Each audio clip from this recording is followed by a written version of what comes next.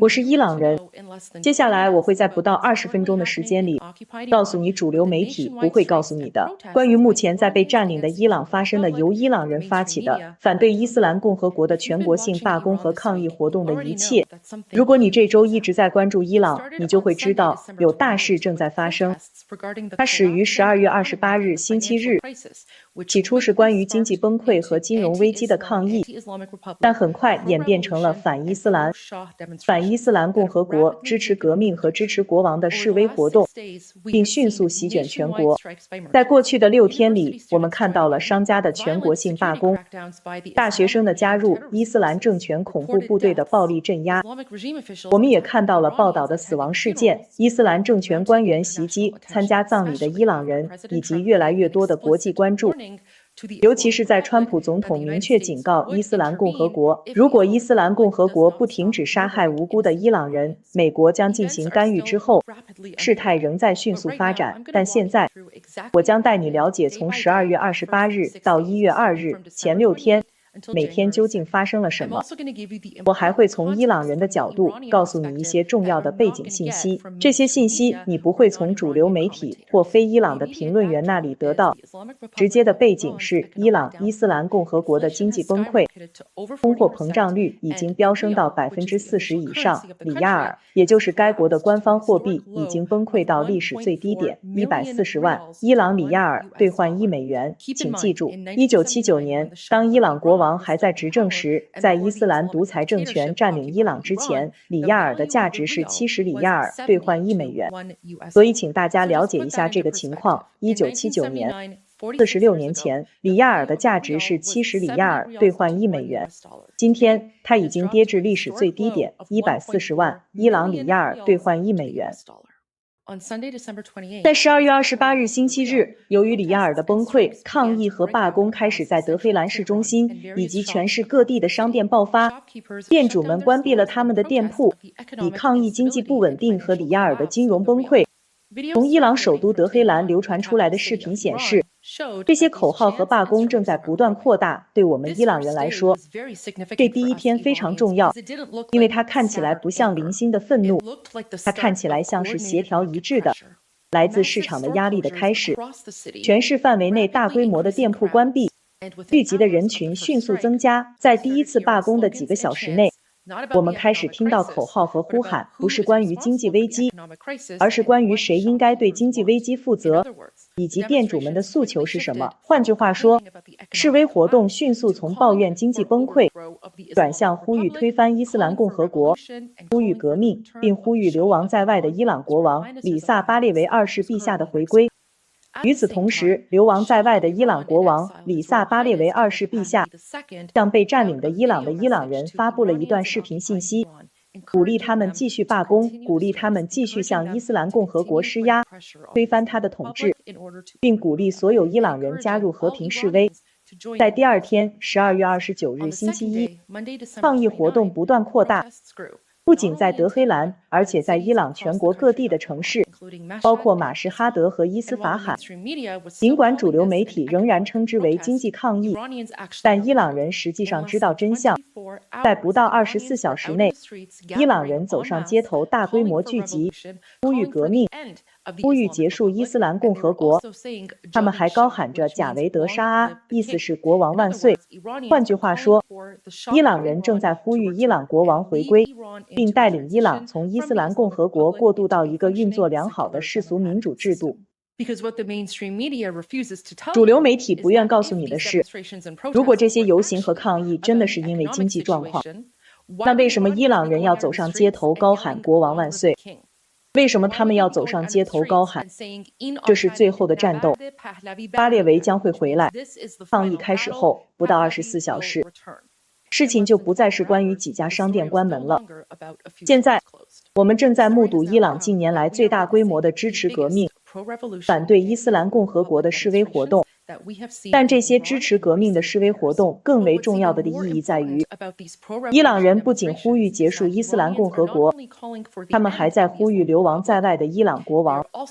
也就是里萨巴列维二世陛下的回归。在12月30日星期二，也就是罢工的第3天，我们看到了事态的重大升级。罢工现在已经蔓延到了大学校园。尽管路透社和主流媒体仍然声称大学生加入是因为经济崩溃，但事实却大相径庭。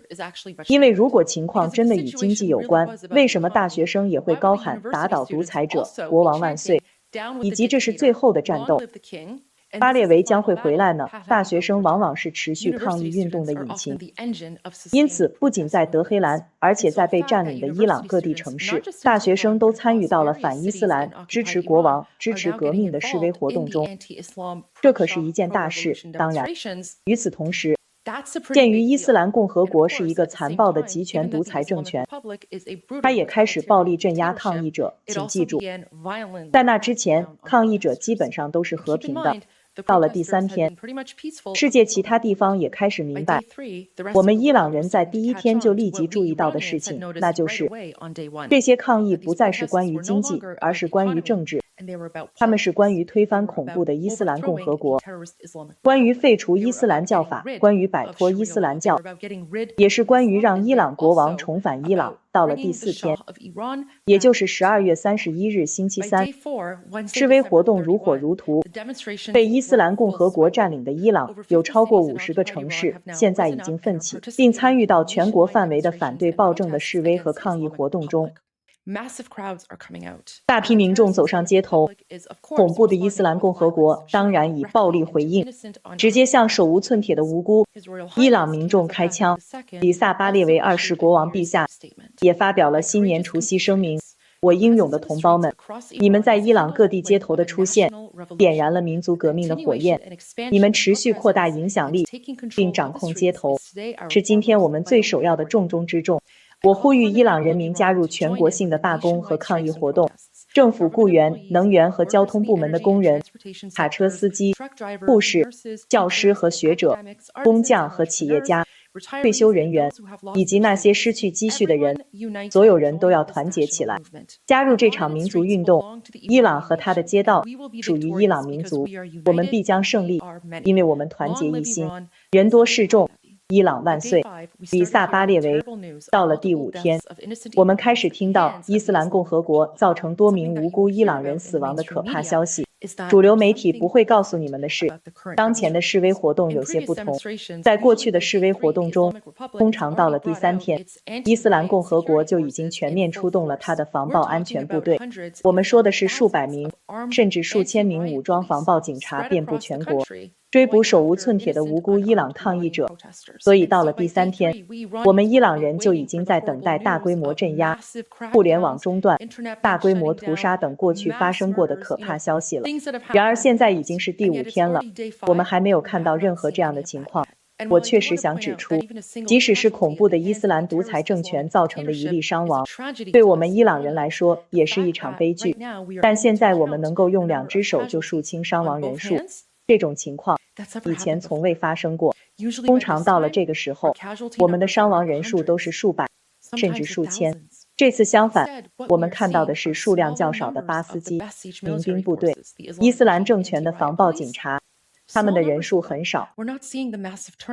我们不再看到专政机器大规模出动，相反，我们看到的是伊朗人民正在反击，他们正在反击，他们正在进攻，他们正在占领革命卫队警察基地，他们正在焚烧伊斯兰政权的车辆，他们正在反击。伊朗人民很快就发现，伊斯兰共和国不再像以前那样强大了。其中一个重要原因就是去年夏天，以色列和伊斯兰共和国之间长达12天的冲突。那次冲突大大削弱了恐怖主义伊斯兰共和国的代理人部队，大大削弱了伊斯兰共和国的革命卫队基地，也大大削弱了伊斯兰政权本身。因此，自恐怖主义伊斯兰共和国劫持伊朗47年以来，伊朗人民第一次有了反击的机会。多亏了以色列，伊斯兰共和国从未如此虚弱。到星期五1月2日，也就是抗议活动的第6天，我们没有看到伊朗人民有任何放慢脚步的迹象。事实上，情况正在升级，全国各地越来越多的城市正在参与进来，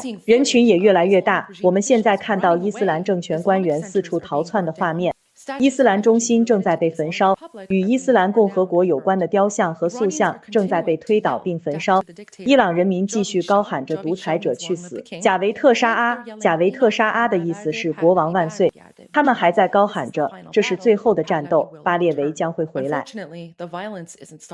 不幸的是，暴力行为也没有停止。恐怖主义的伊斯兰共和国正在继续向伊朗人开枪，他们甚至向参加葬礼的人开枪。那些人正在参加前几天因为抗议而被杀害的无辜伊朗人葬礼。但同样，这件事真正有趣的地方在于，伊朗人并没有逃跑，而是在反击。现在更有趣的地方来了，似乎是凭空出现的。美利坚合众国的总统川普总统向恐怖主义的伊斯兰共和国发出了严厉的警告。川普总统在社交媒体上发帖说，如果伊朗开枪并暴力杀害和平抗议者，而这正是他们的惯例，美利坚合众国将会来营救他们。我们已经子弹上膛，准备就绪。谢谢你们对此事的关注。唐纳德，川普总统。各位，这对美国来说是一个巨大的政策转变。回到2009年，当奥巴马总统还在掌权的时候，当伊朗人民正在为推翻政权而奋斗的时候，奥巴马没有选择与伊朗人民站在一起，而是选择了支持伊斯兰共和国，